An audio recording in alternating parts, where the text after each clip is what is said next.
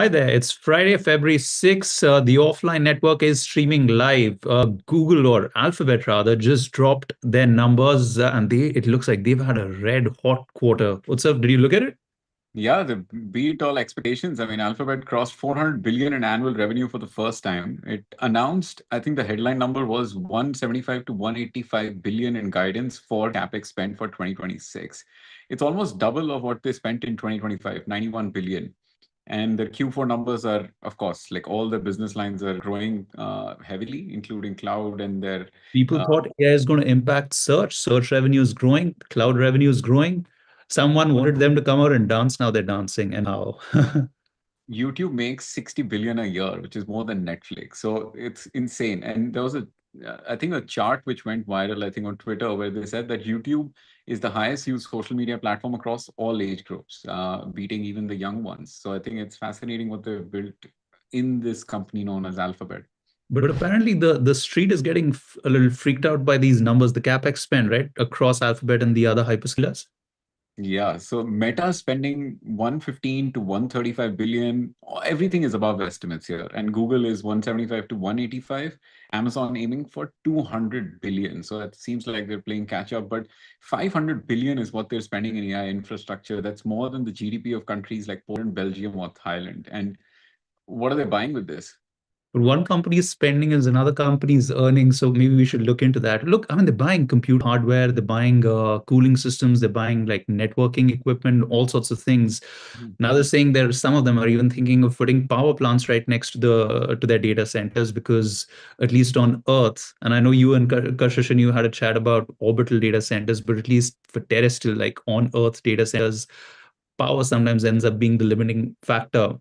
And in the US especially, there are places where you have to wait like 7, 8 years in some states to just get like if you need like an on-grid source of power, it's taking that long for you to get just approval.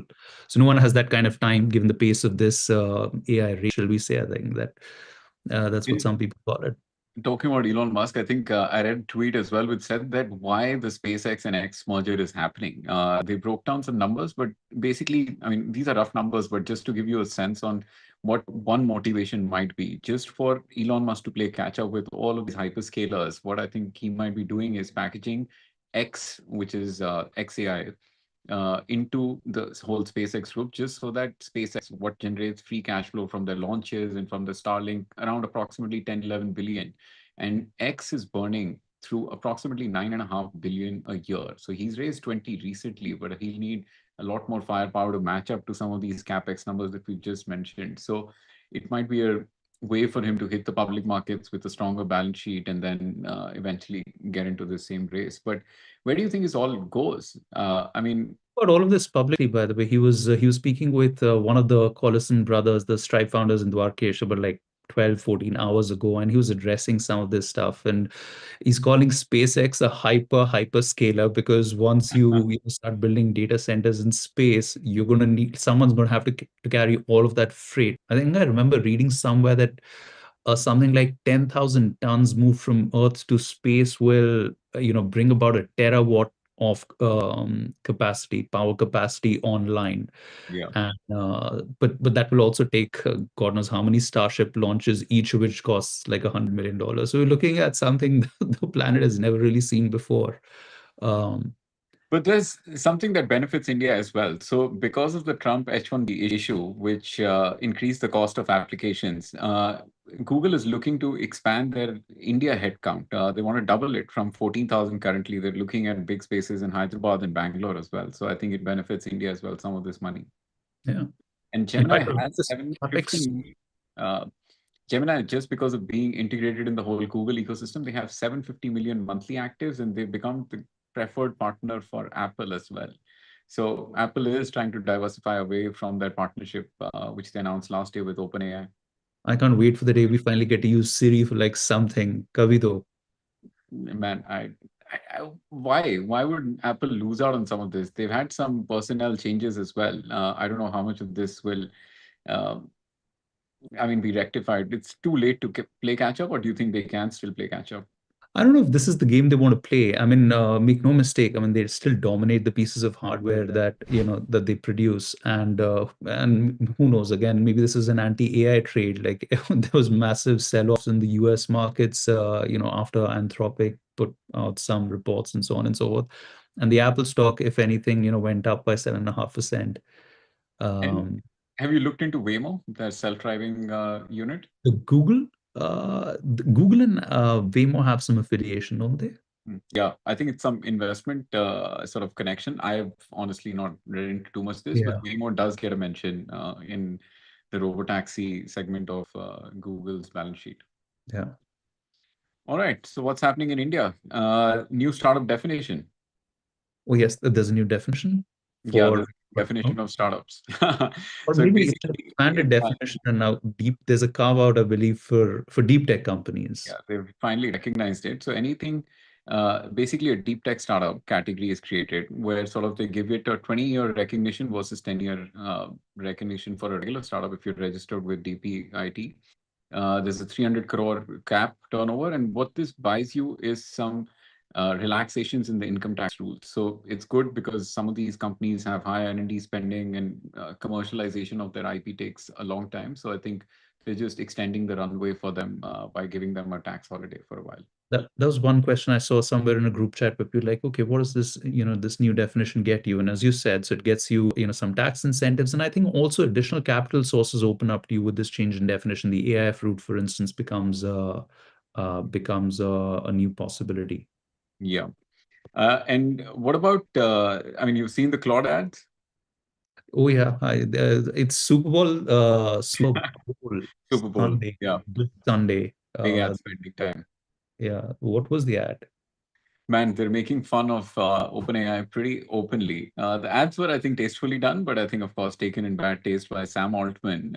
Tastefully done in the sense they were pretty culturally relevant and done very artistically. I'm sure they spent a bomb on this. They've created these 4 ads which they're going to run during the Super Bowl, where, I mean, a person is sort of acting like ChatGPT in the sense the communication style and the language that they use, and the other person's, I mean, they start giving out an ad in the middle. So Claude is basically me poking fun at OpenAI because they said that, announced that they'll do ads. And Let me ask you a question. If at this point I gave you output from yeah, three LLMs, would you be able to tell who's doing talking? might. It depends if the Chat- answer is long enough, you might be able to, because ChatGPT just like leans into supporting you and saying that, oh, awesome, this is an amazing idea. Why don't we go along with this? But ChatGPT here is are like 3 things front that we can bencher. improve. Grok is like a backbencher. Grok is like a backbencher. Claude, I'm still getting around to using it. I mean, I've used more of the OpenAI. I've used more of the co-work play that they have. So that I think was pretty exciting. Like, I mean, it gets to control your desktop and stuff. Claude is more like strokes of geniuses, and Yeah. uh, But we finally have our first guest with us. Let's welcome Vivek to the show. Vivek, good to have you here. Thank you for having me on the show, Savendrov. I have been listening to the past few episodes. I'm very excited to be here. No, thank you so much for giving us your time. I know you're busy building. So why don't you explain to our listeners what you're building at Emversity? Yeah. So we are a skill development, training, and recruitment company. We focused on gray collar jobs in core infrastructure areas. So this company was built with the belief that uh, over the next 2 or 3 decades, there will be massive capacity expansion in some nation building sectors such as healthcare, hospitality, data centers, EPC, construction. And these sectors are run by skilled workforce. And while technology automation will only make them productive, but uh, any amount of technology or automation can't replace them. So AI-proof jobs, and employers are struggling to find skilled workforce for these sectors, which sounds very counterintuitive because one thing that we have in abundance in our country is people, right? But unfortunately, projects are getting stalled. Capacity expansion is getting stalled because they don't have people to run it. And on the other hand, uh, the feeder which is supposed to, let's say, supply the skilled workforce to these industries are universities and colleges, which are producing about 3 crore degree holder and diploma holder every year. And 70 to 80%, as per estimates of the Ministry of Education, graduates are unemployable.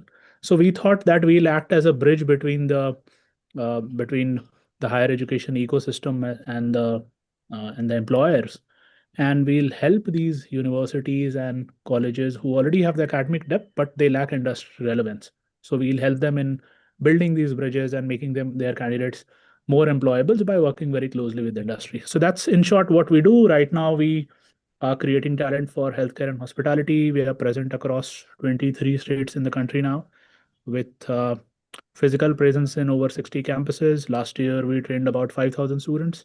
Wow. That probably makes us the country's largest skill development platform, if I'm not wrong. Do Amazing. you come up with your own curriculum? Do you run the pedagogy? Do you have teachers? Yeah. So there are two models on which we run. We have our own company-owned, company-operated center from which we run short-term 6 to 9 month diploma programs. That's built in partnership with an anchor employer in the industry. So to give you an example, our anchor employer, which has co-created, co-scripted, co-delivers the curriculum in hospitality, is Taj Hotels. So Amazing. that's our own skill center model. The curriculum is entirely done by us, of course, in partnership with an anchor employer.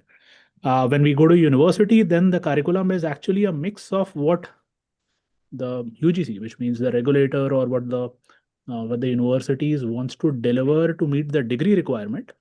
What we do instead is we embed industry relevant modules within that degree.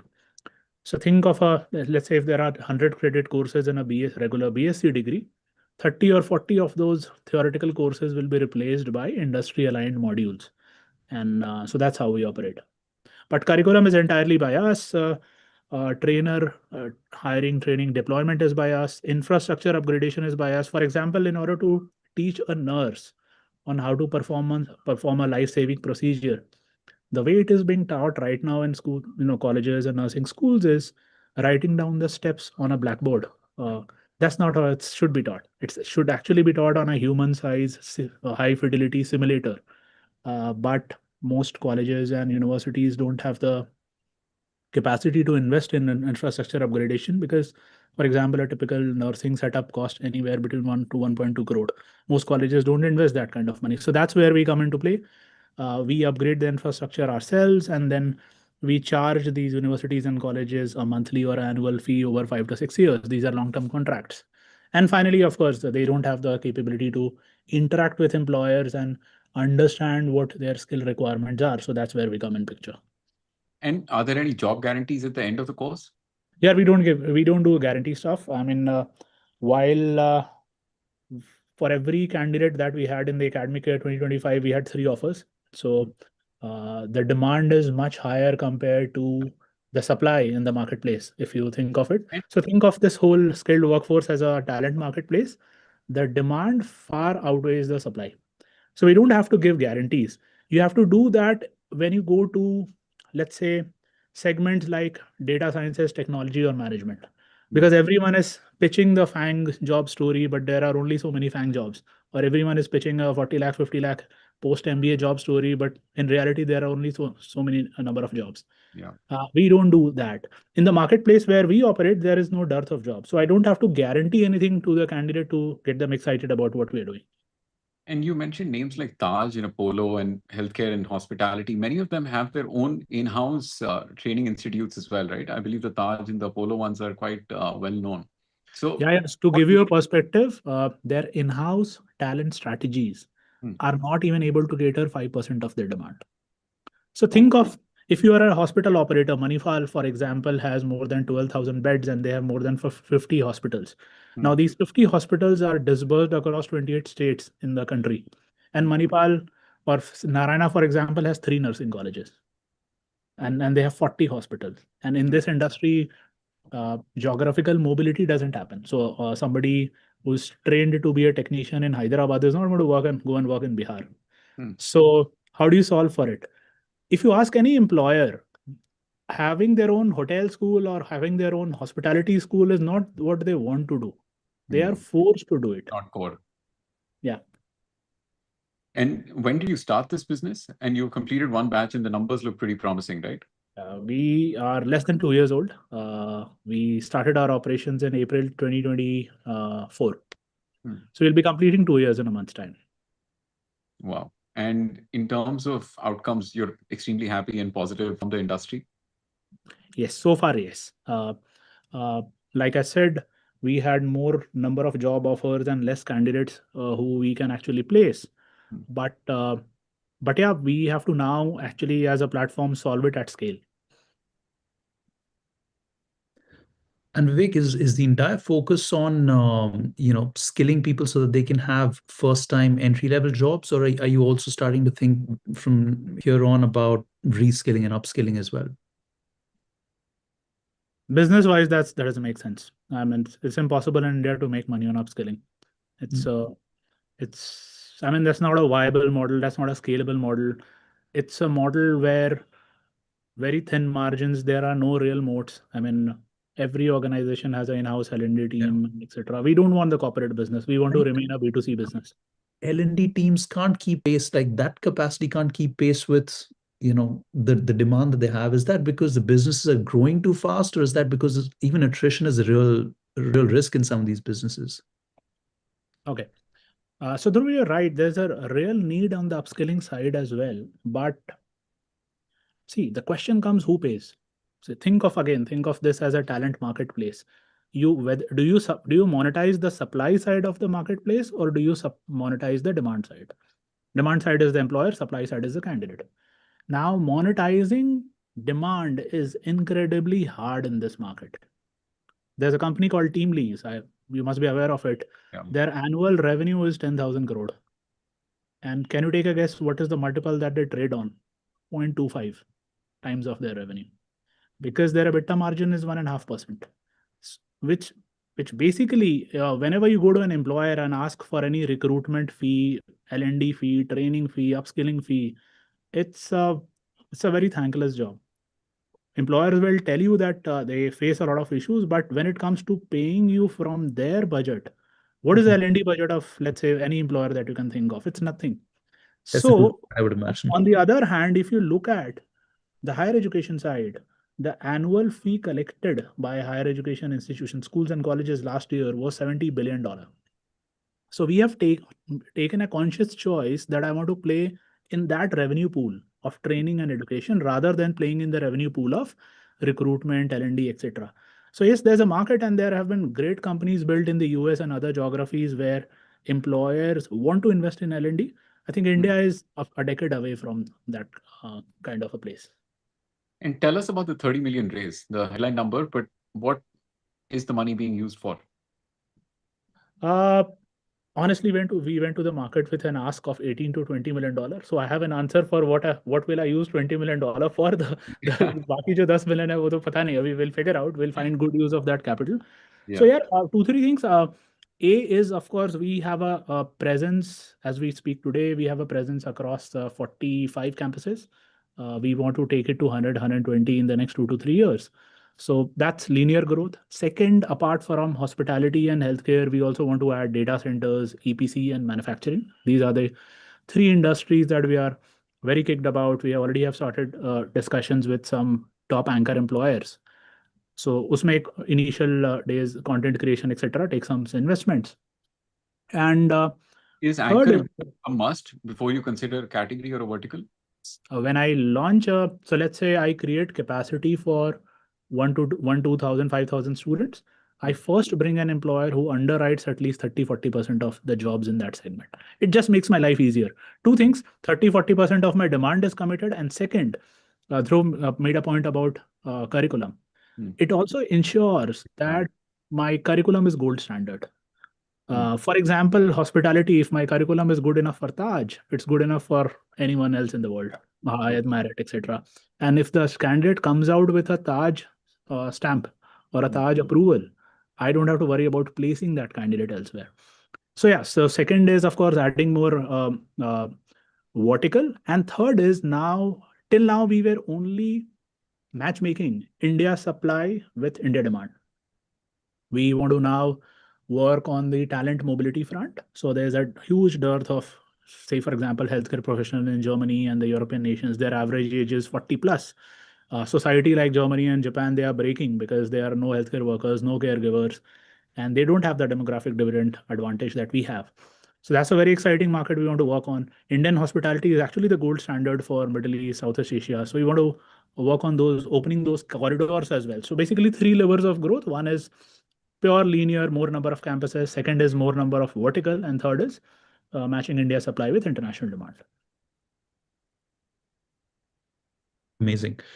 Vivek, we have time, I guess, for one final question with you. You did, last month you wrote some reflections from 2 years of building this company, and you you wrote something about just the pace of building this company being very different from Unacademy. Do you want to talk about that for a bit?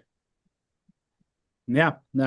I think at different stages of your life, you measure success in different ways, right? I mean, I have been a founder before, and my first venture was 10 years ago. So, I see the great.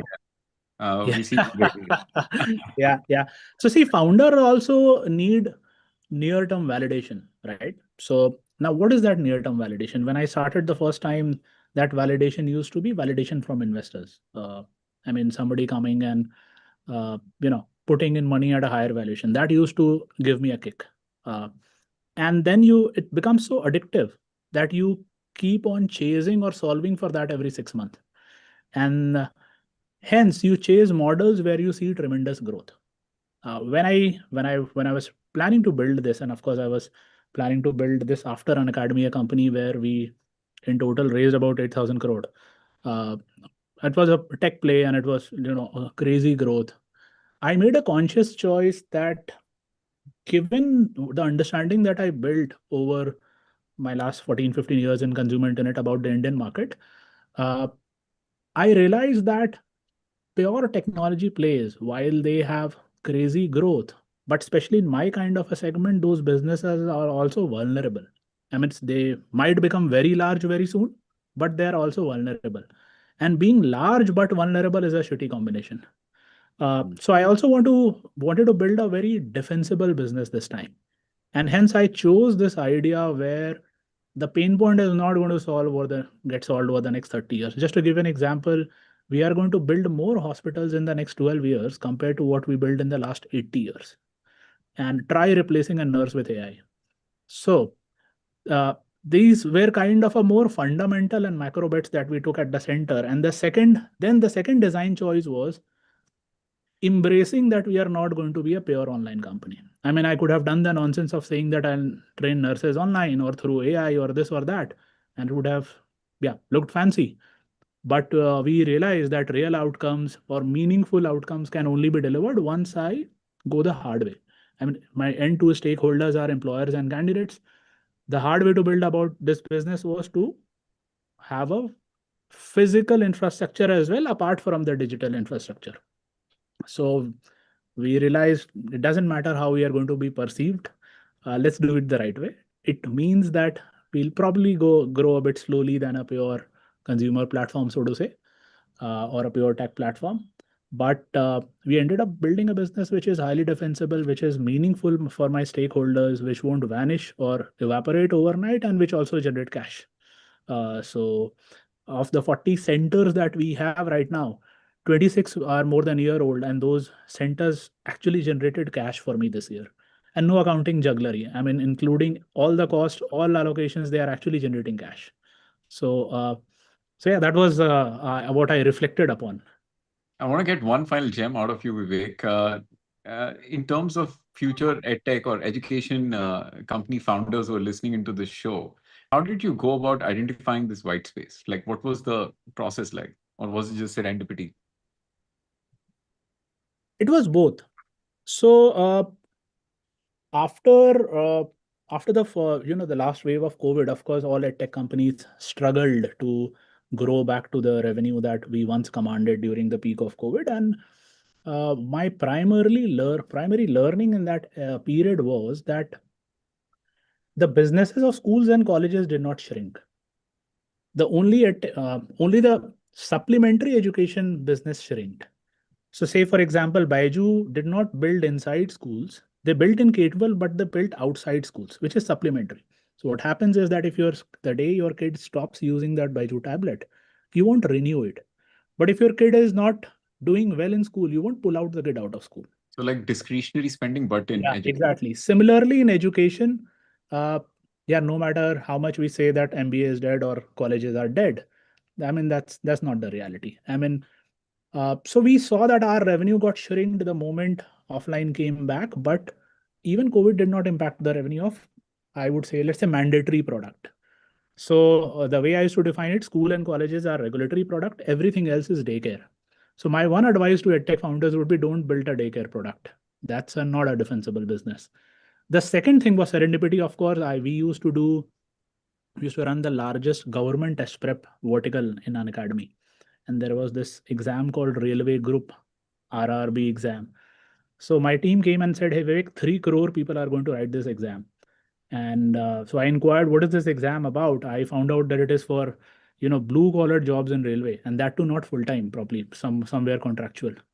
And MBA graduates and PhDs and graduates were applying, whereas the eligibility was only 8th standard pass out.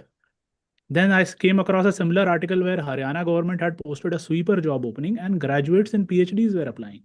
And I checked ki, at first I thought that these people must have done through their 20 years of education from government colleges, which is basically for free. I found out that even people who went to private institutions spent 2 decades in their education, earned a MBA or a doctorate, were applying for these jobs. So that was a very striking realizations. I mean, this is something that, of course, I had read in BCG reports and industry report that X%, 90% people are unemployable, etc. But when I first realized the level of problem in this country, that's where I thought that it is not something that is going to get solved over the next 10, 30 years. It would require infrastructure investment. It would also require working in an institutional framework. So there was also a founder market fit. A 22-year-old guy would find it very difficult to build a business like that because I have to interact with regulators, I have to interact with Taj hotels, I have to interact with university chairmen and vice chancellors, etc. So we also thought that we also had a founding team moat for this kind of a business. Gray hair, as you said. That breaks it down. Thank you so much, Vivek. All the best as you hit future milestones. Thanks for coming on the show. Thanks, Ro. Pleasure to be on the show. Yes. All right, listeners, that was a quick snapshot into the world of EdTech and a second-time founder. Let's welcome our next guest and the final one for this week, Mark. Mark, welcome to the show. Hey, Mark. Nice. Very nice to be here, guys. Loving the background. I think that gives us a sense of what industry you're operating in. But for our listeners who are hearing about you and Omnivore for the first time, can you break it down? Sure. Omnivore is a VC fund based in India. We've been operating since 2011. We focus on 4 major themes: agriculture, food, climate, and Bharat. And so we like to say we're a VC that looks at about 40% of India's economy, and we look for entrepreneurs that want to change that world. And what was your motivation to do agriculture before agri-tech and all of these industries, even climate tech, before they actually became cool, or talk of the town in terms of the VC ecosystem? Well, I've never been cool, so I think that was I think that helped. I moved to India originally 18 years ago. Last month, sorry. Wow. Working for Godrej Agrovet. So my background came from the agricultural industry. I'd worked at Syngenta before. Never imagined I was going to be a VC. Wanted to run big ag companies and transform the lives of farmers. And sort of became a VC by accident. We started a corporate venture fund while I was at Godrej Agrovet called Omnivore. And that's what I've been sort of doing ever since. But once upon a time at Syngenta, I was selling seed and agrochemicals. At Godrej, I was selling Pashu Ahar in North India. Like I came as an operator into this space. Mark, I believe you have a perspective on why India, shouldn't have industrialized at the cost of shrinking its agrarian economy. Is that a fair assumption? I think I have a perspective that agriculture and an agricultural industry, what we call agribusiness, needs to be central to the future of the Indian economy. That if we are to employ the number of people that we need to employ, if we're to create widespread prosperity instead of just 5 or 6 cities that are doing well, and that too only for the richest people in them, we have to elevate India's role as the breadbasket, or for that matter, the fruit basket of the world.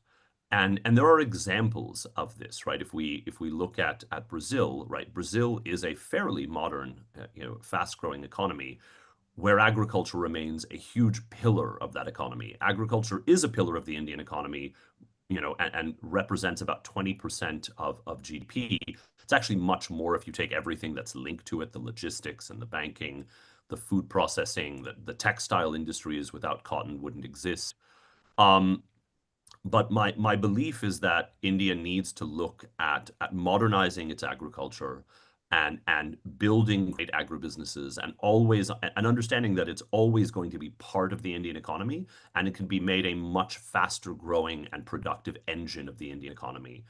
And I think our vision at Omnivore is that in 10 or 20 years, India is a smallholder version of Brazil. We are already exporting $60 billion, of agricultural produce globally.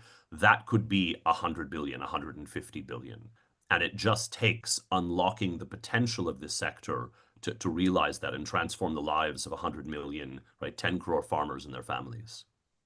And you spent over a decade in the agri-tech industry. What are some of the things that people get wrong when they're trying to build for the agriculture economy of India? Sure. So many things. I would probably start with not really understanding how diverse it is, right? There is this notion of abject, ubiquitous poverty, right? This kind of garibi kisan, right? That everyone sort of assumes is everything, and that's simply not true, right? There are many, many, many poor farmers in India. There are also middle-class farmers. There are also wealthier farmers, right? If you have, a couple bighas of, unirrigated, dal cultivation, you're probably poor as hell. If you have 5 hectares of bananas, you're quite comfortable. If you have 20 hectares of bananas, man, I take that life.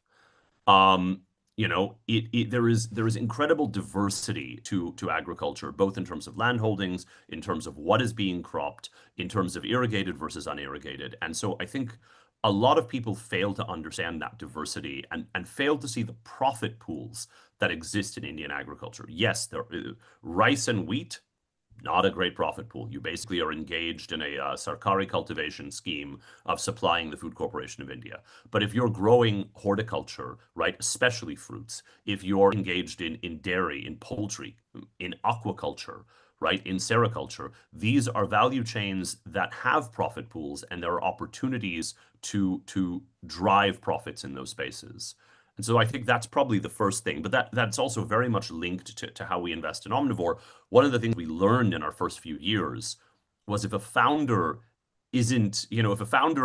comes to us and we find out their background, and their background is like, I grew up in Indranagar, or I grew up in Malabar Hill, right? Or for that matter, in a city in general, we are much more skeptical. What we see in our best founders is, yes, they went to the IITs, the NITs, the IIMs, right? BITS Pilani, but they're mostly small town kids. They're mostly village kids. They grew up in the district headquarters, right? Their connection to rural India is much more direct. And I think the city kids struggle with it a bit more. That would be a big one. Those would be 2 big ones. And then we have sort of a lot of general, lessons. I think one of the things that people fail to understand sometimes is that when something seems illogical in the agricultural economy, there's probably, but it's persisted for decades. There's probably a pretty good structural reason for it, right? So you have this wave of entrepreneurs starting with NinjaCart in like 2017 that was like, we are going to buy sabzi from farmers and bring it into cities and make money. And not a goddamn one was able to do that. There is a reason structurally why we have a system of middlemen especially in perishables, right? That if you corporatize, and I learned this a long time ago when I interned for ITC, which itself is a fun story, and did a project for them back in 2005. It was taking 𝐸𝐶𝐸 and bringing it to Sabzi. It's called 𝐶𝐸 Fresh. It also didn't work, right? Every corporate that's tried to do this has failed, and so it wasn't necessarily a surprise that hyper-funded startups like NinjaCard, not dead yet, and Waycool, very dead, that they weren't able to do this, right? There are structural reasons why risk and losses, inventory, are done the way they are done, and it's not always totally illogical. You mentioned some names and your time at ITC as well. Before Dhruv jumps into, I think he was just jumping to ask you a question as well. Can you tell me two stories, two rural incidents where you've been to different parts of India, and what have you learned as an investor from them? You Sure. mentioned company names, but just give us some so interesting anecdotes, because you seem like a person who has stories to tell. I have lore, as people like to say. So I think one of my favorite lore stories is from about 2009, and I was north of Samastipur in Uttar Pradesh, in a village, and at the time at Godrej we were trying to launch these kind of innovative cattle feed products, and basically like a very a very short, small, wiry farmer came up to me and in nice chase Hindi that I now probably can't remember exactly, asked me where he could get a Dutch cow. And I said, well, why do you want a Dutch cow? Why do you want a cow from the Netherlands? And right, and basically, right, he informed me, well, they give 30 liters a day of milk, and he'd read about it in a web cafe, and so if I could just find him some Dutch cows, his life would be sorted. And so that for me was an incredible realization about the aspirations of rural India, right? Like 30 liters, right, a day, like that dream of, if I can just have the right tools, then I'll be able to change my life.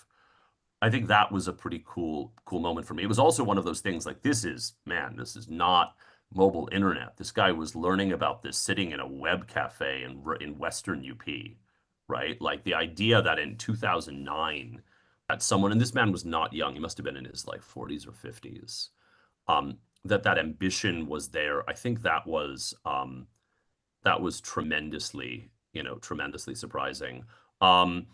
I think another time was, I was in this case, Haryana, and I want to say around Hisar, and I met a poultry farmer who had returned from the UK, right, who had made his money as a cabbie in the United Kingdom, and had come back and was doing broiler farming, and I was like, please explain this to me. Like, you've given up, a nice life in London. And he said, my cost structure here is nil.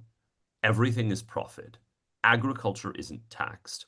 I get to be near my family. I get to be in nature, right? And for, farming is for many people torture. It's it's drudgery. It's very hard. It's very high risk.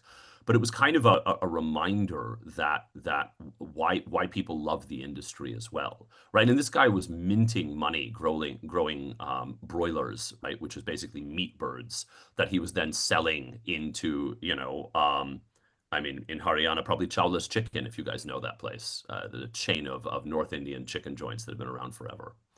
So yeah, I think that would be some kind of early lore that's useful. Thank you for sharing. More, and it's more true today. Yeah, Mark, the question I was going to ask you is, as cultivable land sort of shrinks, because it's certainly not growing, and we obviously need to hold with, we still need to maintain food security, and our export ambitions keep growing. What role will modernization come to play, and what spaces are you already tracking for people to come build companies and therefore for you to invest? Well, I mean, the thing that's shrinking cultivable land is basically urbanization, right? But at the same time, right? On average, Indian yields are anywhere from 20 to 50% below. Forget about, the biological potential, below Asian averages, below global averages. So I don't think we need to worry that much about losing land, right? I think that urbanization is a very desirable thing. I think there's huge upside potential in almost every crop. We could triple our soybean yields, right? If we had the right technology. And so yeah, I don't worry about that. I worry that we're not taking the steps to unleash the technology, right? The regulatory potential, right? To ensure that food security is preserved, not by perpetually keeping people in smallholder farming, but by allowing people to move on to jobs where they perhaps want to be or can make more money, right? And then allowing the people that stay in farming to scale up and become more profitable. Like if you take, okay, more lore, right? And this isn't new, but this was back in like 2012 or 13. I was in Andhra, and there was an opening of a new retail store, that part of the Murugappa's kind of like a rural retail chain that they run under Coromandel. It was a group of about 100 farmers, and a few of us from the agribusiness industry were there, and someone decided to take a random poll. And these are Andhra farmers. These are relatively wealthy horticultural farmers, or if they're growing rice, they're growing it zamindari style, large, very large holdings. We said, what percentage of you want your kids to stay in ag? I think at 50 farmers, or 100 farmers, maybe one or two, right? People are pushing their children out of this space, right? Even the ones that are large landowners. So I think we have to kind of prepare for a world where fewer people manage more land and hopefully do so more profitably. And if you ask kind of what we're excited by, I think in general, we're excited by the profit pools. We're excited by dairy. We're excited by aquaculture. We're excited, we're excited by horticulture. We're excited by sericulture. But I also think we're excited fundamentally by the transformation that happens after production agriculture. We've taken significant bets, right, in food processing, right? Platforms like AgriZ. We've taken bets in the input side of the equation. We're one of the largest investors in Simplify, right? Which is a CDMO for specialty chemicals, where agrochemicals is a huge part of what they do. We've backed some of the largest warehousing platforms in the country, like Arya, and we've done quite a bit in deep tech. We led the pre-Series A of Pixel, right? Because we saw the potential for agriculture in having an Indian constellation of hyperspectral satellites. So there's certainly parts of the agricultural economy that we're more bullish on, and I think in general we're more bullish post-harvest than we are pre. Even though we make investments in both. But the scope of where we invest is much broader than people realize. When we started out, we were very much an agri-CVC, and these days, we recently co-led Prashant Pithi's NBFC Optimo with Bloom a few years back, because we see the potential of land record digitization to do micro lap. So very passionate about ag, but it's also useful to remember Omnivore invests in 40% of India's GDP, and we don't just do one farmer platform after another. True Omnivore in that sense. It's not just agri, it's agri and emerging tech. Actually, in emerging tech. So. We've had some of those founders on the show as well. Avais of Pixel and Arya AG, both the founders were there as well. We had a good chat with them. And I mean, our previous guest, Vivek, he was mentioning that how after his time at Unacademy, he wanted to solve things the harder way, which is like going down to the grassroots and actually just learning about what the industry truly needs. And sometimes you can't learn that sitting behind a laptop, right? And you must be seeing so many pitching you need new technology and you mentioned that the fancy IIT degrees and IIM degrees can only get you so far, but you truly need to have lived or experienced a problem in some situation. What are the technologies that you're skeptical of? AI, IoT, all of this kind of stuff, the buzzwords. Sure. We've always been very skeptical of vertical ag, right? Vertical ag is first of all, it's failed everywhere in the world, which is very different from greenhouses. Greenhouses, CEA, controlled environment agriculture, we're big fans of. There are great companies in India like NutriFresh that use CEA to great success. But vertical ag with LEDs and urban farming is something that we've always thought was a terrible idea and made literally no sense in a country with as much land and as much sunlight and as much warmth as India. We've always been skeptics of alternative protein. And for a long time, people thought we were fools, and now they think we're geniuses. And I think for us, it was just, it was always about social context, right? I have many, I have many non-veg friends. I have many, veg friends, and I could never see people that are passionate vegetarians, true like shakahari log, like being like, cool, let me eat this thing that tastes like a hamburger, right? Like Meatless eating stuff. habits. Right, eating habits in India are very sociocultural. They're not just, kind of the ethical vegetarianism of the West. And if you haven't grown up with kind of those tastes, you're never going to like them. And so we were always bullish on that. IoT, we've seen great success with IoT. We backed at a time where people thought it was insane. An aquaculture IoT company based out of Vijayawada. I think I was the first VC in India to ever write a check in Vijayawada. That turned into a $50 million exit of a company called Eruvaka that made aquaculture IoT. So we like IoT. We love robotics. 𝐀𝐈 Robotics in our portfolio has been absolutely crushing it, not just in India but in California. You should have 𝐀𝐈 on if you haven't already. Big believers in satellites.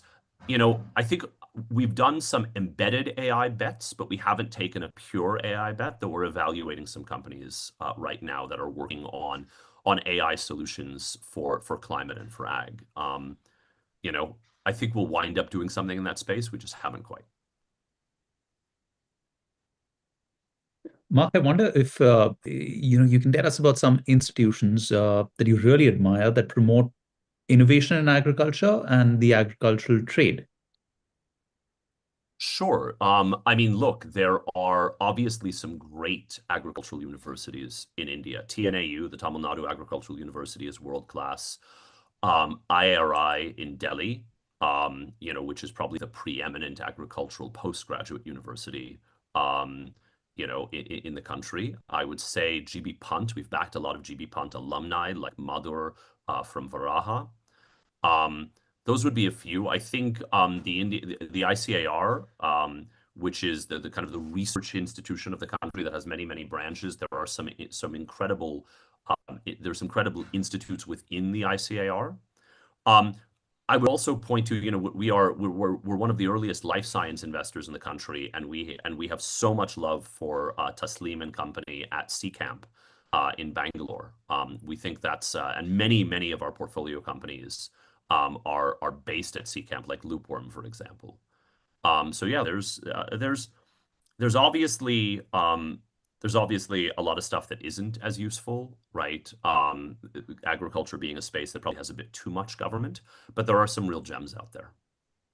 And I mean, talking about Varaha, they've also raised a round. Let's talk a little bit about your fund investing.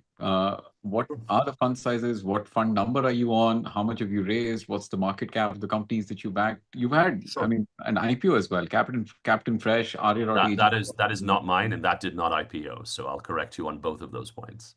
Captain. Yep, sorry. It's filed and pulled. It's filed and pulled. Okay. It's filed and okay. It's filed and walked it back. But right. But we wish them the best of luck. So we started out kind of as a CVC, so you can kind of call that Fund 1. Fund 2 was 675 crore. That was vintage 2019.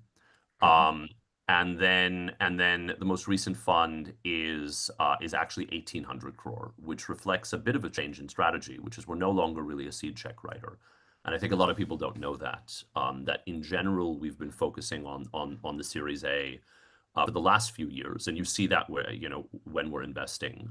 We've done a bit of seed, but I would say that on average, we are writing checks of $3 to $7 or even $8 million, leading Series A rounds like we led with Simplify.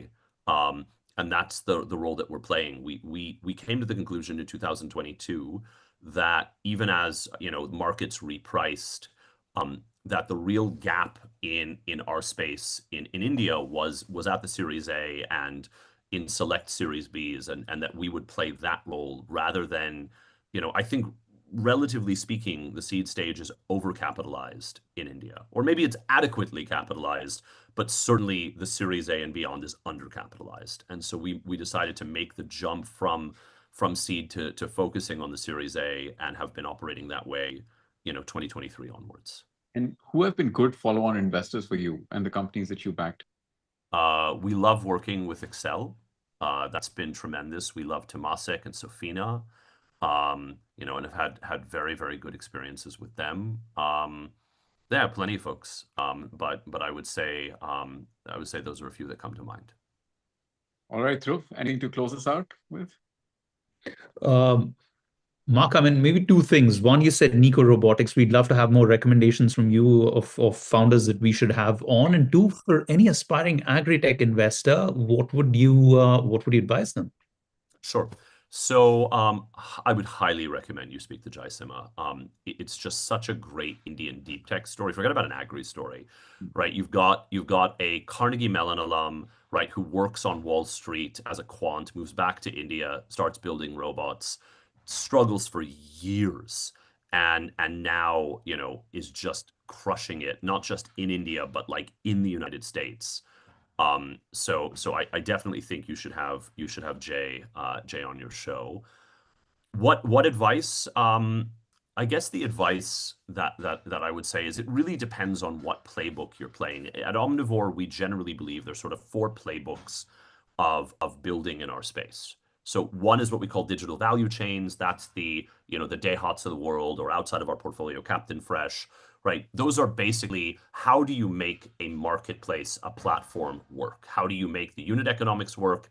How do you build supply and demand? And how do you make sure that you don't get destroyed in the cash conversion cycle?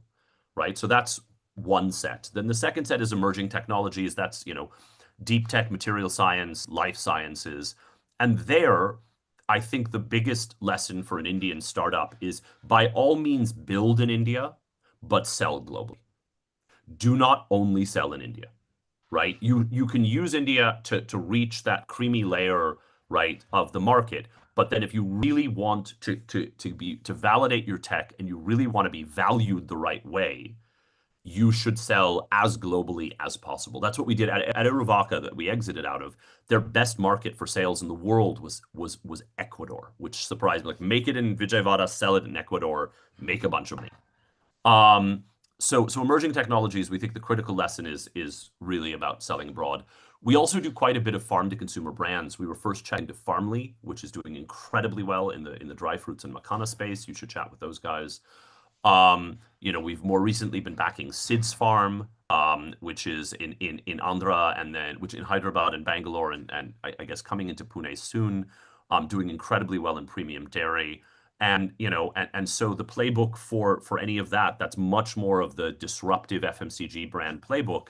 But we think that getting that back end of rural sourcing right is really, and controlling your destiny with manufacturing is very, very critical. Whenever I see too many DC startups that just believe they can outsource this stuff forever, and I think that's a very fundamental mistake.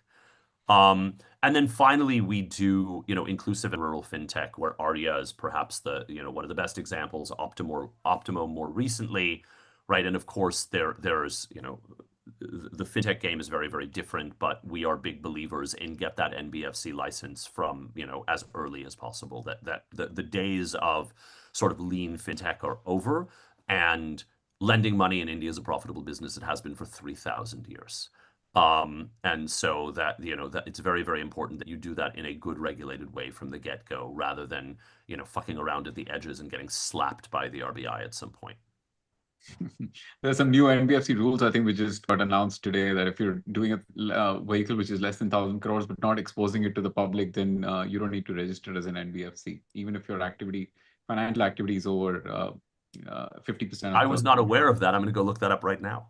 Awesome. You've given us something to look forward to. All the awesome names that you've mentioned on the show, we'll definitely hit them up right now.